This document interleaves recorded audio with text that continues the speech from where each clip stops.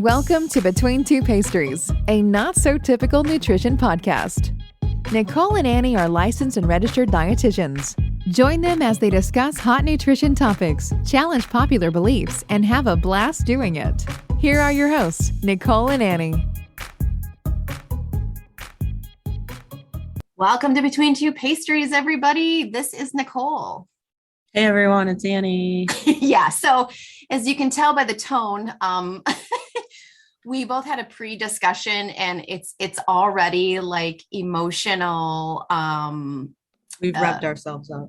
Yeah, it's going to be an event session. But it's already like emotional support fatigue for January. Yeah. And it's literally like a handful of days into January. So anyway, that sort of prefaces. Are we still single digits? Yeah, I know. We're still single digits.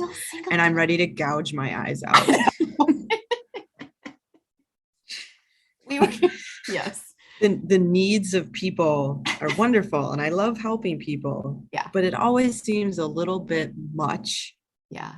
This time of year. And it generally, I feel like we should at least be hitting double digits, but no, it's single digits. It's already hitting with the single digits. I know. Yeah. I know. And people are dealing with so much, let alone any kind of, goal or self-care that they're trying to kind of set up for themselves. So I think, there's several topics in one today, and they all were kind of around some recent developments with some clients, of mine personally, but I know Annie's hearing all of this stuff everywhere too, because it is just 'tis the season for it. But I think there's two subjects to talk about, and the first one, but a lot of people will be able to relate potentially to this email. So essentially, the question from a client of mine was in regards to my thoughts around intentional dieting. And the first pause. No, tell me more. Silence. And I thought to myself, she has a brave soul to ask me my opinion. Bueller, did I hear you right? Yeah, like, I know. Intentional dieting. Right. It's a fancy way of saying weight management, weight loss. It's a fancy way of saying I want to lose weight. It's a fancy way of saying restriction. And so correct. The way that I had posed, I posed several rhetorical questions for her to really consider, because the way she wrote the way this person wrote the email, it was clear to me on a few things. There's a belief system in there. And the first belief is that I can't get where I need to be without basically restricting myself. I also can't get where I need to be without suffering. Right? I have comments. Go on. Absolutely. Right. All of these things. And so I kind of posed those questions to her, why she believes. The other piece was about, she believes so much that the concept of supporting her body means absolutely nothing. She would rather not support her body and rather hurt and harm her body at the attempt. Let's just say that it's the dream of looking like something she may not be designed to look like, essentially. Well, it's a pipe dream. But it's worth hurting yourself so deeply to try and suffer so extensively and potentially have side effects too, that for some reason that is so worth it. And there's no thought to, okay, so what if I look the same way, even though I just lost 15 pounds of muscle? Well, guess what? You will actually look the same way, even if you lost. And I say muscle because that's the only thing you'll lose fast. Do you know what I'm saying? And whenever you restrict like that and your body goes through all of it. And it's real hard to gain it back, that muscle. Well, it's hard to gain that muscle back, but it also then changes the physiology of your body and how it will actually respond to intake. Correct. Because now you're dealing with someone who is potentially going to be a little bit more insulin resistant. There's going to be these other issues pop up because of the extremeness that had transpired. And again, let's just remind ourselves. So now Annie's getting red here. She is popping. She is ready to go. And so the thing is this is all still about not supporting. It's like, that is the thing that hurts my heart the most, that I feel that pain around the most, is that people do not like themselves and they will not support themselves, period.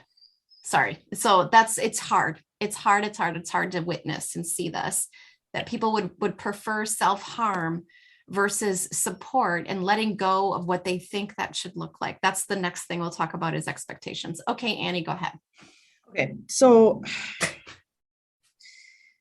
this belief that you have to restrict in order to look a certain way, if you have to put your body through the grinder and make it suffer and restrict to manipulate it enough that you have a change, your body doesn't fucking want to be there. Period. Be there. That's just how it goes. Down. Accept that. Accept it. I've had to accept that I'm 5'2" and I'm only shrinking. I'm never going to be 5'8" to 6 foot tall and be a professional basketball player. It's just the long and the short of it. I will not be able to do that.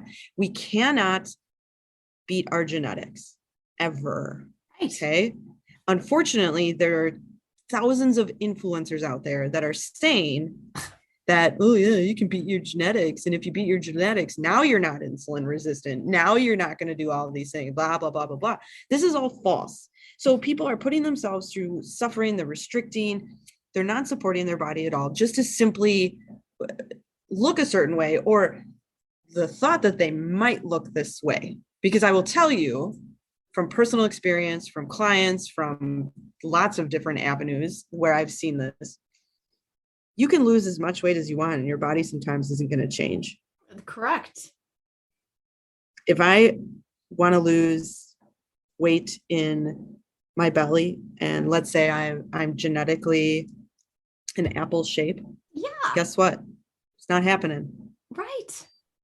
Not happening. But you can put to the side what you look like and put yourself in the best possible position to have the best possible health outcomes as you age and during the course of your life, where even though you have a particular shape and you haven't lost weight, that you will be able to survive longer and be in a better position with insulin, your heart, everything. With life, you can enjoy it probably a bit more. I don't know. I mean, here's the thing. To me, this sounds like a person who doesn't have an eating disorder. This sounds like disordered eating and a first world problem of, I want to look a particular way. Because the people that I work with full blown diagnosed eating disorders, they know. And they're doing it because of that self-hatred, likely due to trauma. Right. Something that happened. They're very, very sad people. Right. Whereas this disordered eating, which can, they can kind of overlap in a sense, you're putting it on yourself when you don't have to. You're putting your body in a position to suffer when you're already normal. That's just it. But the personal acceptance isn't there, period. So why? There's history of self-hatred. There's probably lots of messaging too of how, this individual should have been maybe when she was younger. And so she's still continuing to achieve something she should have then been. You're going to die an extremely sad and unhappy person, because you and I as dietitians cannot make people like themselves. Right. We cannot make people happy. Right. We can offer tools. Yes. We can offer stories and how to put your body in a position to be supported. We can do all of that. Yes. But if you're never going to like yourself, no matter what that looks like. Right. I mean, you do, I do. We both have clients who they have a dietitian, probably a therapist. They've got their medical team, whatever. They've got all of the professionals who are helping them. And yet it won't matter. It doesn't matter. Because period. It won't. It can't matter because they want to be a martyr. They want to be doomed. If they're doomed, then it's everyone else's fault and not my own. Because if I set myself up for success and I listen to Nicole and I listen to the therapist or the doctor or whatever, and I support my body and I accept it for where it is and the weight that I'm at, now I've failed whatever belief is in my head that says I need to be X weight, or X weight is what equals beauty. Right. But let me tell you, when you get there, you don't feel that way. No, exactly. That's the thing though, but that's what happens to most people is no matter where they get, it's still never enough, because there's still something in their head that's still saying, this isn't quite what I was thinking, or it wasn't what I was expecting. And that sort of leads us into that. Well, yeah. But Nicole, but you can tell people all of that. And the response is going to be, but it's just going to make me feel better. Because if I can't achieve the look, right, then I should be able to achieve the feeling. And I don't know what this feeling is because everyone uses this, but I'll feel better. Right. Really? Because I'm pretty sure all you feel is dissatisfaction, unhappiness, sadness. So if you can't feel happiness just on a day-to-day basis with yourself, what makes you think changing yourself it physically is going to cause emotional happiness? Well, that's where the disappointment lies too, especially as you play with your chemicals. That's right. It's just so sad because seriously, I mean, have you been in that position where you start a consult and let's say it's 30 minutes and in the first 10 minutes you're literally at a place where it's like, well, I guess I'll talk to you later. I mean, like where you literally can't offer anything else. Right. And I felt that this last week with someone, and it's just like, I don't know what else I can say to you. It's such a helpless feeling when you know that nothing, the rest of the remaining 50 minutes of that time you're going to spend with that person, nothing is going to be received. Nothing is going to be, it feels so defeating. It because is. You already know that they're literally already saying no. I think at some point in our lives, we all are in positions to not like ourselves for whatever reason. And it might not, it could be more because we did something, or it doesn't have to be a physical thing that we don't like, but maybe all kinds of things, right? Of course. All kinds of things can cause us to briefly say to ourselves, oh man, I really hate myself today. Whatever. And generally those should be a short-lived, type of thing. But the level of long-term hatred that people feel is becoming more and more like prevalent. It's totally more prevalent. And I mean, would you say that it's because of the expectations people have? Oh, absolutely. I mean, we could make a laundry list of the whys. In particular, I think social media has changed, has enhanced this idea, or these, what am I trying to find here? Like false expectations, right? Like too many people are comparing themselves, and they're comparing themselves with people who are not really real. They're filtered to the max, or they're just as unhappy themselves, but they're creating this. They're creating this idea that things are different. Do you know what I'm saying? And so no one is basing any of their of even some of these hopes or goals or whatever on any form of reality. And not only any form of reality, but reality for them as an individual, as this person, this very unique, as we all are, person experiencing this life that only they can experience because that's what they're here for.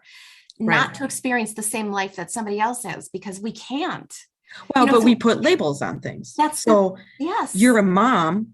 So therefore, if you carry the label of mom, you should be doing the laundry, doing the dishes, doing kid stuff, taking them to school, picking them up, being a, volunteer mom in the classroom. You need to be doing projects and homework, and then you need to drive to soccer practice and do all the things. That's what equals mom. Oh, sure. A mom can't do role expectations, right? Yeah. A mom can't get a massage, take time for herself, go for a run, go on vacation. Yes. No, you're a mom. Therefore, you shouldn't be doing those things. Right. You have to be connected to your kids 24/7. And that's 100% false. Right.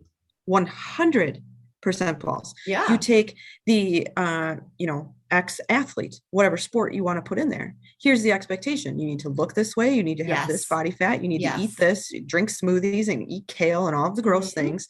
You need to be taking supplements. You need to have the best looking hair and no wrinkles and wear makeup while also sweating.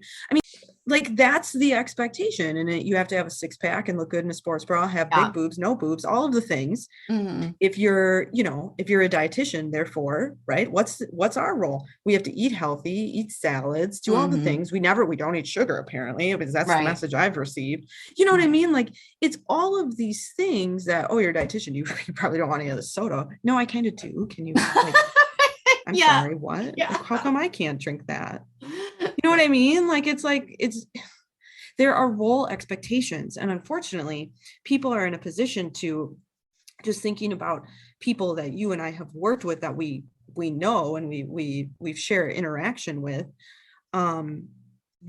they take on those role identities and role expectations that I'm a mom, this is my job, I do this as an athlete, and this is how I'm supposed to eat because of all of these things and all of these expectations. I have to look this way and act this way and do these things. Yep.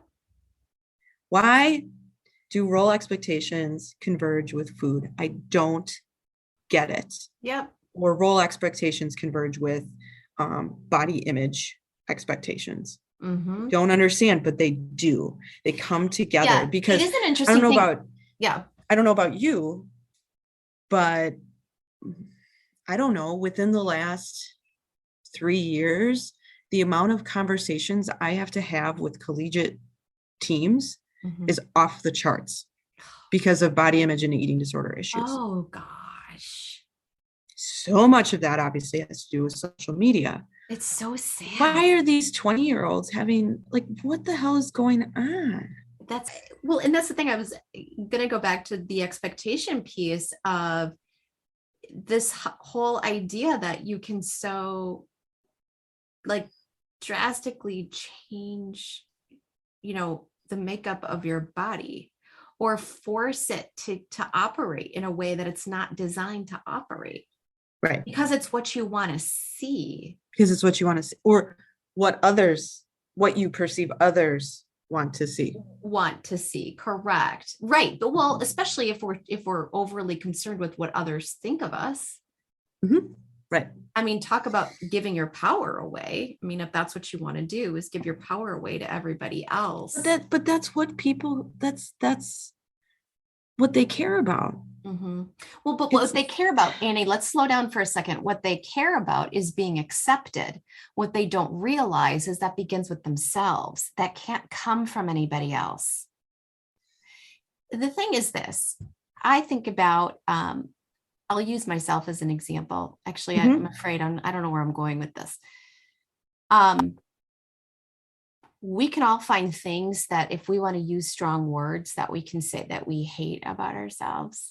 And I reached a point in my life where I decided that wasn't actually feeling good to me.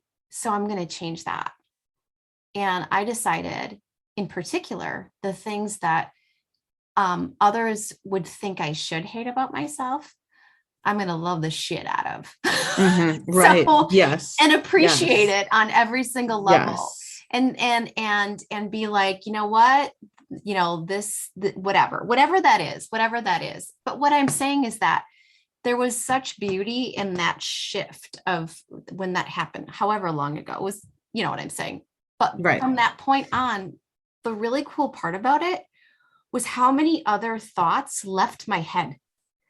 How much it's amazing and space was created in my own mind, and how much I was enjoying my life so much better, and my life with being with other people. And there was such a shift and a revelation for myself. I was just like, this is crazy, all because I just decided to start accepting areas that, I take care of myself the way I take care of myself. And what happens, because You can't control everything, and it doesn't matter. It doesn't mean that you're more successful or less successful, more liked, less liked, whatever that is that people think is going to happen because their ass got smaller, Right. doesn't actually happen. No. No, because these expectations that we have are derived from yucky things that have happened, and this is how we're coping with it. Well, fine, because it's like, oh, we put this Band-Aid over it. If it looks like this is shiny and pretty over here, then that means my whole life is shiny and pretty, even though it's shitty. You know what I mean? Or whatever we want to say about that. But I'm just, right. It's incredibly frustrating. So, Yes. the other piece too is this whole concept of expectation. And what I mean by that is that, and we'll just paint a picture. Mm-hmm. I talk to a professional, so-and-so. They tell me what to do. I do what they say. Therefore, my result is whatever picture is in my head. False expectations. The reality is you talk to a professional who hopefully is legit. Well, not only legit, but has your best interests in mind, is not interested in starving you, and is interested in supporting only how you and your body operate, right? Wherever you are in your stage of life. Okay. Let's say you start doing positive things for yourself, and you still have the expectation that you should look a particular way, but that isn't happening. Now, all of a sudden you freak out. Mm-hmm. Go, oh my gosh. So what kind of messaging starts? Taking care of myself is horrible. It makes me look awful. Doesn't give me what I want. Oh my gosh. Oh my gosh. When we're not thinking about, do you realize that, first of all, when you haven't been taking care of yourself, and then all of a sudden you start to, if that's the case, I'm not saying that it has to be that extreme, but what I'm saying, and then all of a sudden you start to, there are so many body shifts that take place as the rebalancing to a normalcy, a normal way of operating in a system, in a body system, goes through. And so it ends up being there's ups and downs, there's sideways, backwards, forwards, twists, turns, flips, whatever. All of the stuff is happening. And the more consistent you are, the quicker that stage will get over, where you'll finally result in a pattern, whether that's your body responding in a different way, whether you end up losing body fat or not, if the environment is set, it doesn't matter. But what I'm saying is it takes a long time even to get to that place of balance where your body goes, oh, okay, we're balanced. Now we can move forward. But people have a very difficult time waiting for that period to even get over with. Yeah, because it's years. They can't do it. It's like, if I don't see what I want to see in 2 weeks, forget it.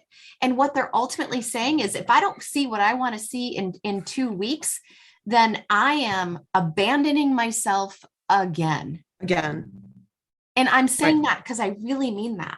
I'm abandoning myself.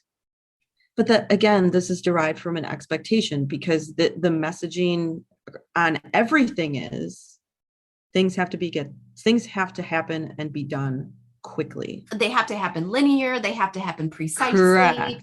And people will even say to like, well, what should I expect? I don't know what we're going to expect. I don't know. Because your body's going to do what it wants to do.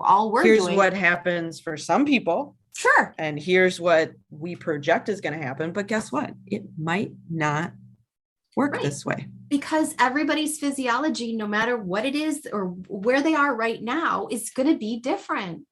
Right. It's just going to be handled a little bit differently.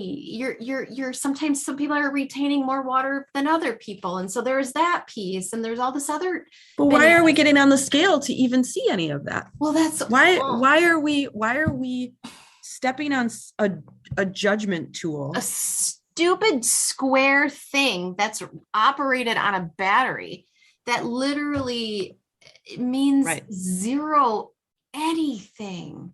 Right. It means nothing.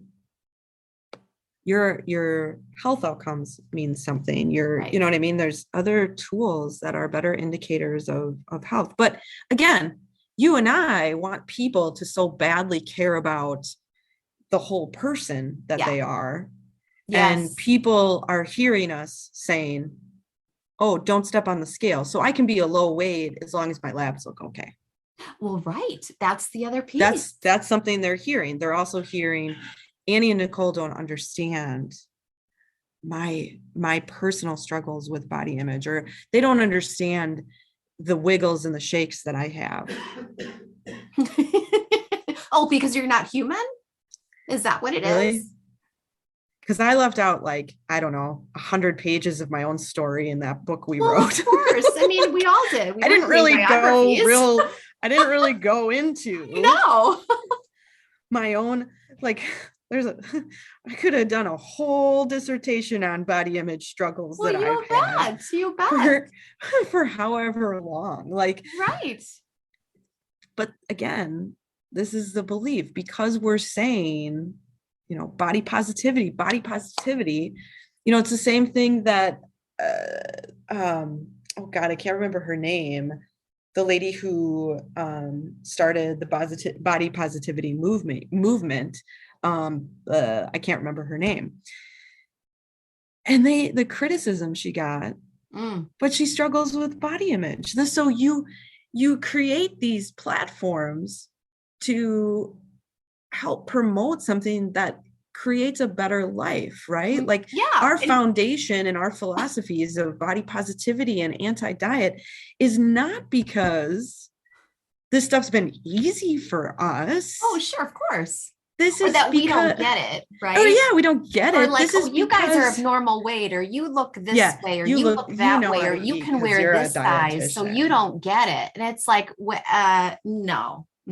Oh yeah, there are days I hate myself, but guess what? It lasts a very short period of time because I have tools, and I know that a lot of the days where I'm like, oh God, I hate how I feel or look or whatever, it's because there's a hormone shift. There's a water shift. I made chicken pot pie the other night. It was full strength salt going on in there. Like, right. That's just, like, you have to understand that, like, oh man, yeah, my shorts feel a little different today. Yeah, because I ate 1,000 milligrams of sodium 12 hours ago. Yeah, like, so there's what? But it's being able to counter these feelings, the negative feelings that we sometimes have about ourselves. Yeah. And unfortunately, they go on though consistently for so many people. Well, the thing is that, again, it still comes down to, we use our bodies, we try to manipulate our bodies to feel what it is that we don't feel, to feel what it is that we feel we lack, to control the life around us that we can't control.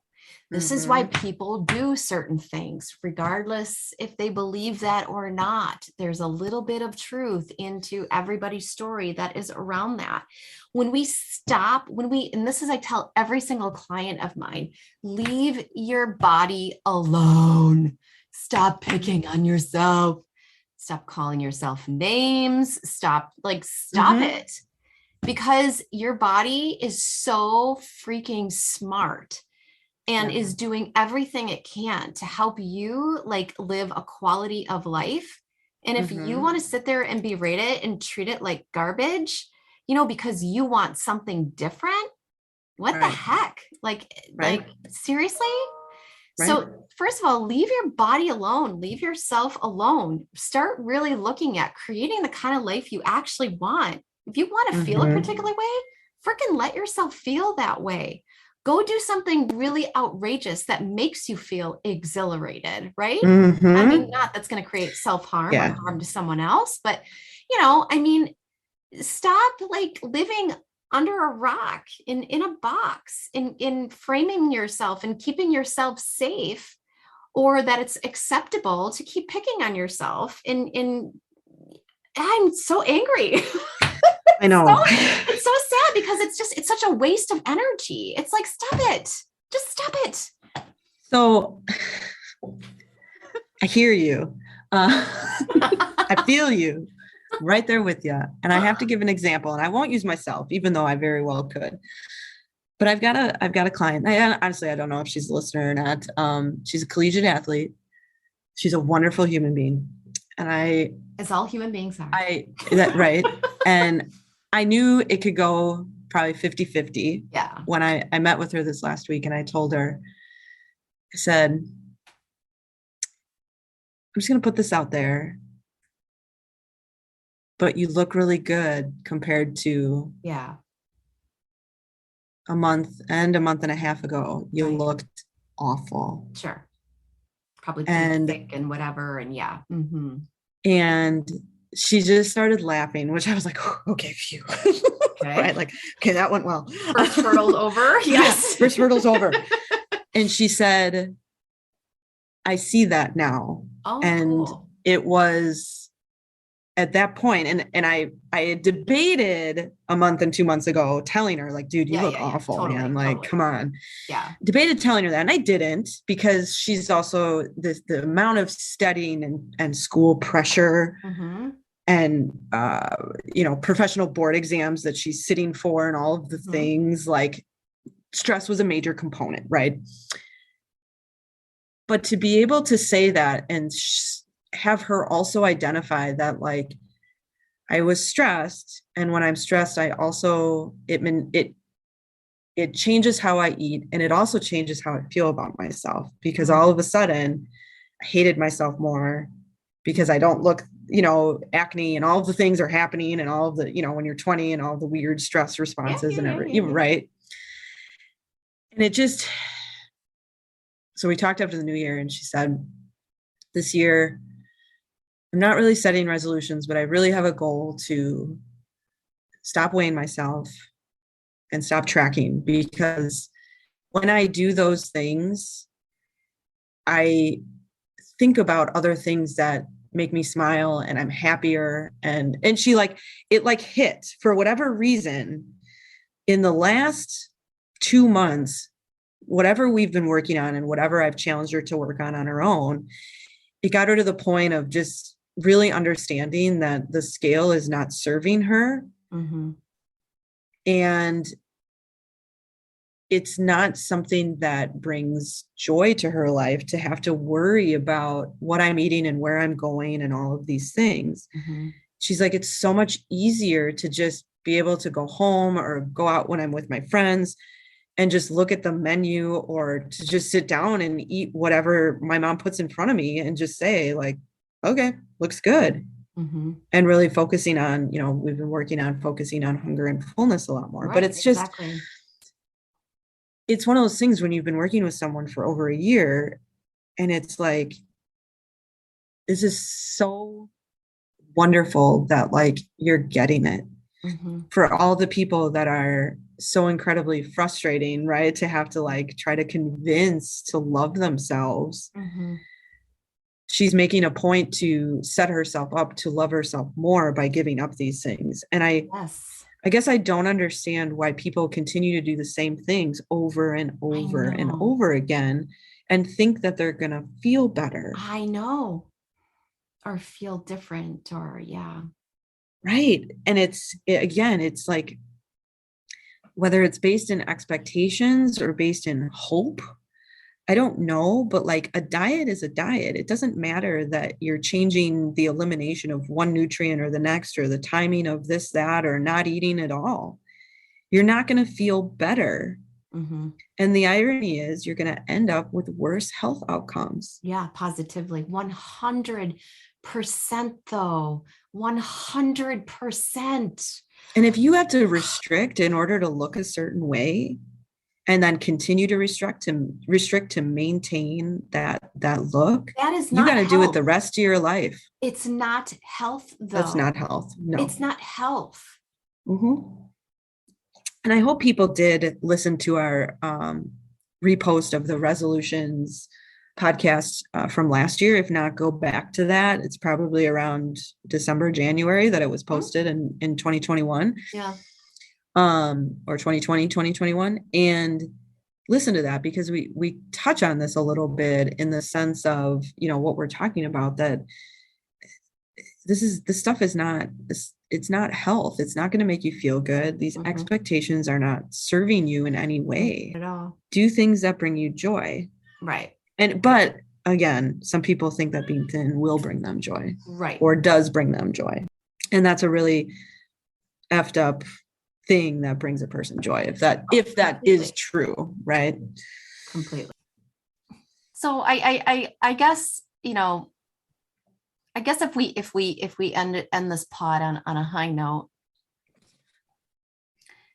when you catch yourself wanting to judge yourself, when you're wanting to pick, how can you be mindful enough, aware enough to pause that thought and turn that into something else? Either turn the focus from whatever it is you're picking on, really feel amazing about that, you're really, really grateful. The more we can focus on those types of things, that's what starts giving us that real connection to ourselves, connection to our life. So I guess what I'm saying is if people can maybe try and look at it that way too. I know there's a lot of shit going on in the world right now that makes everything suck. Yeah. So the one thing you could do is show some compassion towards yourself. Yep. 100%. And wear it well. Because that's right. It's becoming, and I think this is why we created this podcast in the first place, is because we were so exhausted. You're right. With so much of this kind of stuff. And it's exhausting, not as a practitioner. This is what we do. Right. It's exhausting as another human being. To human. Absolutely. We're just aware of the messaging more. And it's sad to see so many people consumed by it. Oh, it's like a brainwashing, and it's just like, you have so much power to turn it off. Yes. Mute it. That's not right. Listen, laugh, unshare, unfollow. You have so many opportunities. It's okay to unfollow things or people. If they're not serving you, just because you've met once or twice or you've hung out or whatever, it doesn't mean you're friends. Right. Doesn't mean it's something you need to follow and be a part of. Don't support garbage. Yeah. Yeah. And really focus on how you can feel your best, but again, by supporting yourself. Right. And just allowing whatever that looks like, feels like, acts like, just allow it to be. Right. Without fighting it. I guess that's hard though. Yeah, I guess. Yeah. I know that's our wish. Right. If anyone has any good stories, please share them with us. Things that have worked or things that you've done, or if maybe perhaps it's been working with one of us or something you've listened to, any positive thoughts would be great. It's always a work in progress though. Yeah. It is. Please take care, everybody. Take care. Yeah. Take care. Bye. Bye. Have questions you want to hear discussed on the show? Find us on Facebook or visit between2pastries.com and drop us a line. Want to support the show? Find us on Patreon for exclusive content. If you love the show, find us on iTunes or your favorite podcast platform. Hit the subscribe button and leave us a review.